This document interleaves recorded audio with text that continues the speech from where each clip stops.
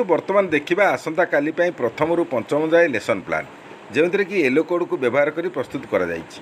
ଭିଡ଼ିଓଟିକୁ last ପର୍ଯ୍ୟନ୍ତ ଦେଖନ୍ତୁ, skip କରନ୍ତୁ ନାହିଁ।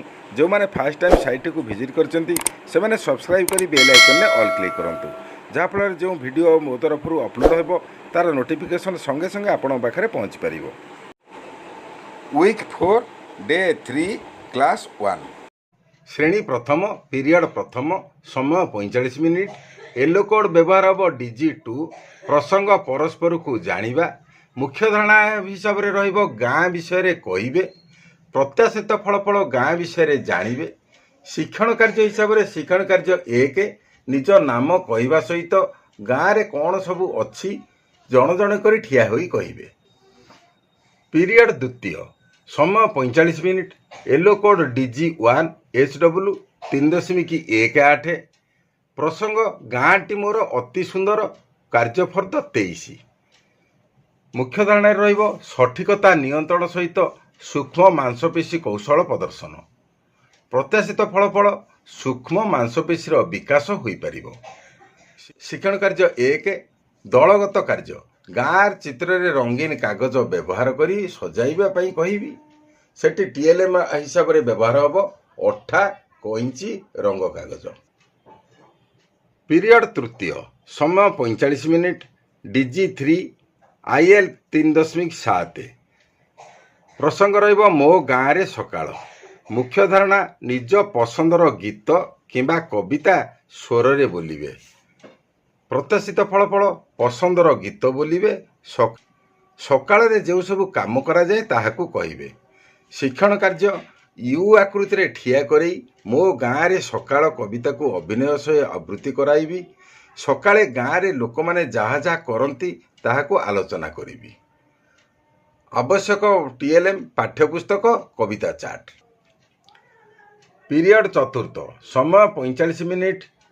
Yellow code DG3 IL 3.7। ପ୍ରସଙ୍ଗ ଆସ ଖେଳ ଖେଳିବା। ମୁଖ୍ୟ ଧାରଣାରେ କୌଣସି ଘଟଣାକୁ ଶୁଣି ମନେ ରଖି କହିପାରିବାକୁ ସକ୍ଷମ ହେବେ। ଶିକ୍ଷଣ କାର୍ଯ୍ୟ ହିସାବରେ ଶିକ୍ଷଣ କାର୍ଯ୍ୟ 1 ଚତୁର କୁଆ ଗପ କହି ପରେ ଗଳ୍ପ କାର୍ଡ଼ ଦେଇ କ୍ରମ ଅନୁଯାୟୀ ସଜାଇବାକୁ କହିବି। ଆବଶ୍ୟକ TLM ହେଲା ଗଳ୍ପ ଅନୁଯାୟୀ ଚିତ୍ର କାର୍ଡ଼। ପିରିୟଡ଼ ପଞ୍ଚମ, ସମୟ 40 ମିନିଟ୍। ପୂର୍ବରୁ 45 ମିନିଟ୍ ହେଉଥିଲା, ବର୍ତ୍ତମାନ ପଞ୍ଚମ ପିରିୟଡ଼ ଠାରୁ ସପ୍ତମ ପିରିୟଡ଼ ପର୍ଯ୍ୟନ୍ତ 40 ମିନିଟ୍। HW 41 କ।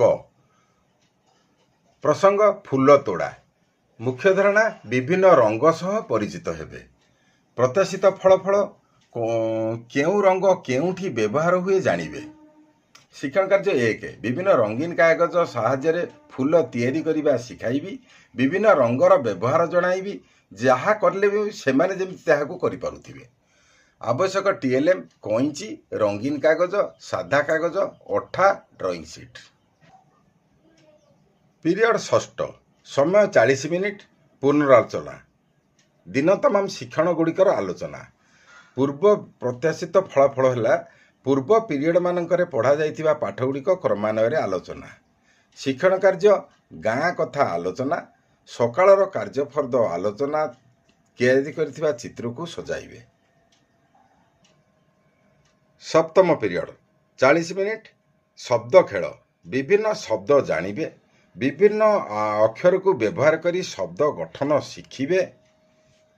ଶିକ୍ଷଣ କାର୍ଯ୍ୟରେ ଗୋଟିଏ ଗୋଟିଏ ଅକ୍ଷର ନେଇ ସେଥିରୁ ଶବ୍ଦ ଗଠନ କରି କହିବେ, ଲେଖିବେ ଓ ପଢ଼ିବେ। କ୍ଲାସ୍ 2 ୱିକ୍ 4 ଡେ 3 ଶ୍ରେଣୀ ଦ୍ୱିତୀୟ, ପିରିୟଡ଼ ପ୍ରଥମ।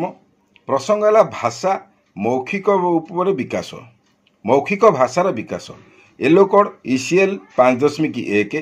ମୁଖ୍ୟ ଧାରଣା ଚିତ୍ର ଆଧାରିତ ଆଲୋଚନା। ପ୍ରତ୍ୟାଶିତ ଫଳାଫଳ ଚିତ୍ର ଆଧାରିତ ଆଲୋଚନାର ସକ୍ରିୟ ଅଂଶଗ୍ରହଣ। ଶିକ୍ଷଣ କାର୍ଯ୍ୟ ଶିକ୍ଷଣ କାର୍ଯ୍ୟ 1ରେ ୟୁ ଆକୃତିରେ ବସାଇ ବର୍ଷା ଚିତ୍ର ପୋଷ୍ଟର ଦେଖାଇ ବର୍ଷା ସମ୍ବନ୍ଧରେ ଆଲୋଚନା। TLMରେ ବର୍ଷା ଚିତ୍ର ପୋଷ୍ଟର। ପିରିୟଡ଼ ଦ୍ୱିତୀୟ, ଭାଷା ଡିକୋଡ଼ିଂ ଓ ଲିଖନ। ୟେଲୋ କୋଡ଼୍ ବ୍ୟବହାର ହେବ ECL 5.4ର କ।